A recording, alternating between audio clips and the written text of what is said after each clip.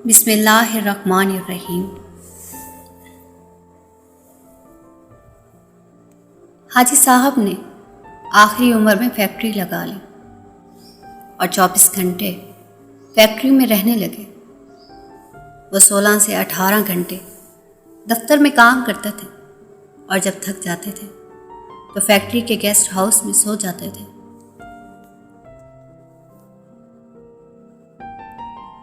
حاجی صاحب کے مزاج کی یہ تبدیلی سب کے لیے حیران کن تھی۔ وہ 30 برس تک دنیا داری، کاروبار اور روپے پیسے سے الگ تھلگ رہ رہے تھے۔ انہوں نے یہ عرصہ عبادت اور ریاضت میں گزارا تھا اور اللہ تعالیٰ نے انہیں اس ریاضت کا بڑا خوبصورت صلہ دیا تھا۔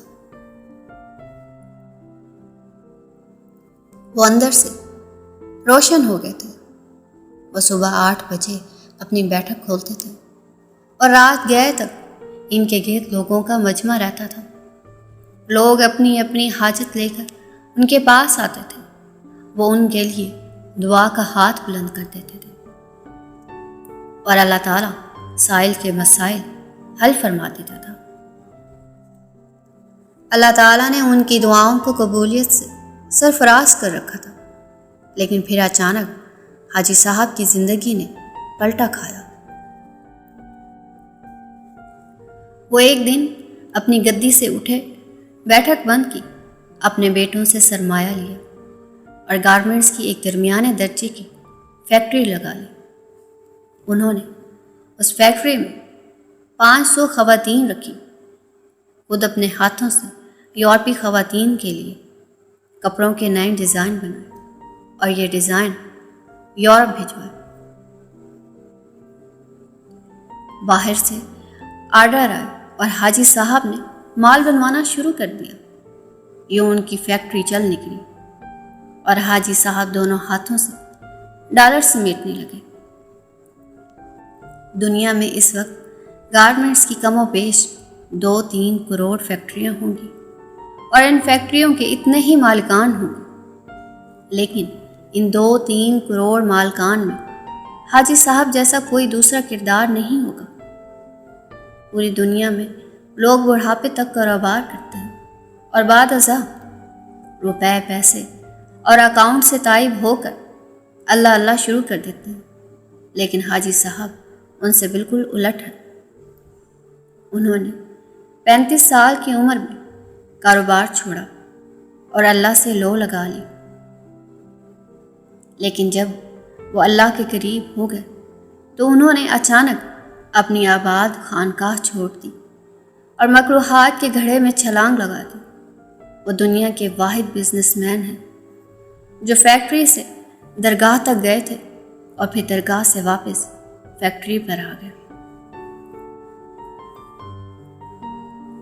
حاجی صاحب کی کہانی ایک کتے سے شروع ہوئی تھی اور کتے پر ہی ختم ہوئی۔ حاجی صاحب کی گارمنٹس کی فیکٹری تھی۔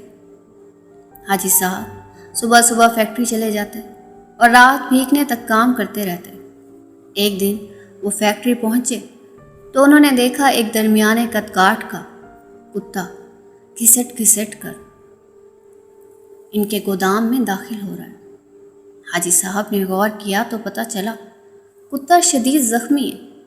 شاید وہ کسی گاڑی کے نیچے آ گیا تھا جس کے باعث اس کی 3 ٹانگیں ٹوٹ گئی تھیں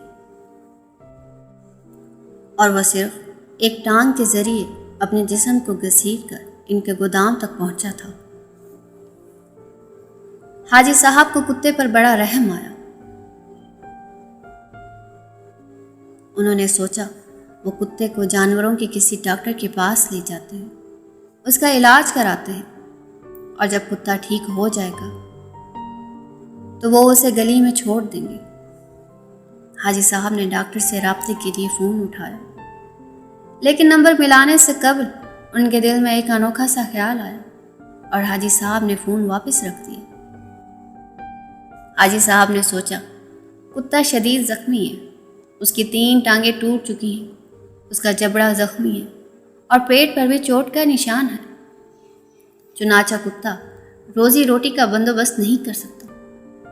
حاجی صاحب نے سوچا اب یہ دیکھنا ہے کہ قدرت اس کتے کی خوراک کا بندوبست کیسے کرتی ہے۔ حاجی صاحب نے مشاہدے کا فیصلہ کیا اور چپ چاپ بیٹھ گئے۔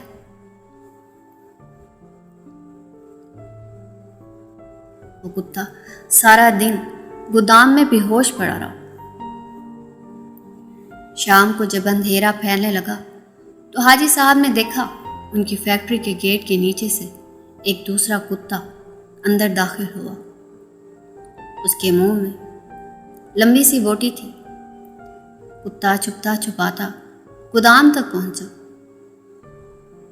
زخمی کتے کے قریب آیا۔ اس نے پاؤں سے زخمی کتے کو جگایا اور بوٹی اس کے منہ میں دے دی۔ زخمی کتے کا جبڑا حرکت نہیں کر پا رہا تھا، چنانچہ اس نے بوٹی واپس اگل دی۔ صحت مند کتے نے بوٹی اٹھا کر اپنے منہ میں ڈالی، بوٹی چبائی۔ جب وہ اچھی طرح نرم ہو گئی تو اس نے بوٹی کا لقمہ سا بنا کر زخمی کتے کے منہ میں دے دیا۔ زخمی کتا بوٹی نکل گیا۔ اس کے بعد وہ کتا گودام سے باہر آیا۔ اس نے پانی کے حوض میں اپنی دم گیلی کی، واپس گیا اور دم زخمی کتے کے منہ میں دے دی۔ زخمی کتے نے صحت مند کتے کی دم چوس لی۔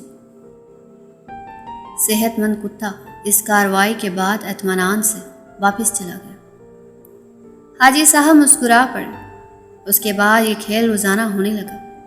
روز کتا آتا اور زخمی کتے کو بوٹی کھلاتا، پانی پلاتا اور چلا جاتا۔ حاجی صاحب کئی دنوں تک یہ کھیل دیکھتے رہے۔ ایک دن حاجی صاحب نے اپنے آپ سے پوچھا، وہ قدرت جو اس زخمی کتے کو رزق فراہم کر رہی ہے، کیا وہ مجھے 2 وقت کی روٹی نہیں دے گی؟ سوال بہت دلچسپ تھا۔ حاجی صاحب رات تک اس سوال کا جواب تلاش کرتے رہے، یہاں تک کہ وہ توکل کی حقیقت بھانپ گئے۔ انہوں نے فیکٹری اپنے بھائی کے حوالے کی اور تارکل دنیا ہو گئے۔ وہ مہینے میں 30 دن روزے رکھتے اور صبح صادق سے اگلی صبح کاذب تک رکوع و سجود کرتے۔ وہ برسوں اللہ کے دربار میں کھڑے رہے۔ اس عرصے میں اللہ نے انہیں رزق بھی دیتا رہا اور ان کی دعاؤں کو قبولیت بھی، یہاں تک کہ وہ صوفی بابا کے نام سے مشہور ہو گئے اور لوگ ان کے پاؤں کی خاک کا تعویذ بنا کر گلے میں ڈالنے لگے۔ لیکن پھر ایک دوسرا واقعہ پیش آیا اور صوفی بابا دوبارہ حاجی صاحب ہو گئے۔ یہ سردیوں کے ایک نیم گرم دوپہر تھی۔ صوفی بابا کی بیٹھک میں درجنوں عقیدت مند بیٹھے تھے۔ صوفی بابا ان کے ساتھ روحانیت کے رموز پر بات چیت کر رہے تھے۔ باتوں ہی باتوں میں صوفی بابا نے کتے کا قصہ چھیڑ دیا اور اس قصے کے آخر میں حاضرین کو بتایا، رزق ہمیشہ انسان کا پیچھا کرتا ہے، لیکن ہم بے وقوف انسانوں نے رزق کا پیچھا شروع کر دیا ہے۔ اگر انسان کی توکل زندہ ہو تو رزق انسان تک ضرور پہنچتا ہے، بالکل اس کتے کی طرح جو زخمی ہوا تو دوسرا کتا اس کے حصے کا رزق لے کر اس کے پاس آ گیا۔ میں نے اس زخمی کتے سے توکل سیکھی۔ میں نے دنیا داری ترک کر دی اور اللہ کی راہ میں نکل آیا۔ آج اس راہ کا انعام ہے، میں آپ کے درمیان بیٹھا ہوں۔ ان 30 برسوں میں کوئی ایسا دن نہیں گزرا جب اللہ تعالیٰ نے کسی نہ کسی وسیلے سے مجھے رزق نہ دیا ہو یا میں کسی رات بھوکا سویا ہوں۔ میں ہمیشہ اس زخمی کتے کو تھینک یو کہتا رہتا ہوں جس نے مجھے توکل کا سبق سکھایا تھا۔ صوفی بابا کی محفل میں ایک نوجوان پروفیسر بھی بیٹھا تھا۔ پروفیسر نے جینز پہن رکھی تھی اور اس کے کان میں MP3 کا ایئر فون لگا تھا۔ نوجوان پروفیسر نے ایئر فون اتارا اور کہکا لگا کر بولا، صوفی بابا، ان دونوں کتوں میں افضل زخمی کتا نہیں تھا، بلکہ وہ کتا تھا جو روز شام کو زخمی کتے کو بوٹی چبا کر کھلاتا تھا اور اپنی گیلی دم سے اس کی پیاس بجھاتا تھا۔ کاش آپ نے زخمی کتے کے توکل کے بجائے صحت مند کتے کی خدمت، قربانی اور ایثار پر توجہ دی ہوتی تو آج آپ کی فیکٹری 500-600 لوگوں کا چولہا چلا رہی ہوتی۔ صوفی بابا کو پسینہ آ گیا۔ نوجوان پروفیسر بولا، صوفی بابا، اوپر والا ہاتھ نیچے والے ہاتھ سے افضل ہوتا ہے۔ وہ صحت مند کتا اوپر والا ہاتھ تھا، جبکہ زخمی کتا نیچے والا۔ افسوس، آپ نے نیچے والا ہاتھ تو دیکھ لیا تھا، لیکن آپ کو اوپر والا ہاتھ نظر نہ آیا۔ میرا خیال ہے آپ کا یہ سارا تصوف اور سارا توکل خود غرضی پر مبنی ہے، کیونکہ ایک سخی بزنس مین 10,000 نکمے اور بے ہنر درویشوں سے بہتر ہوتا ہے۔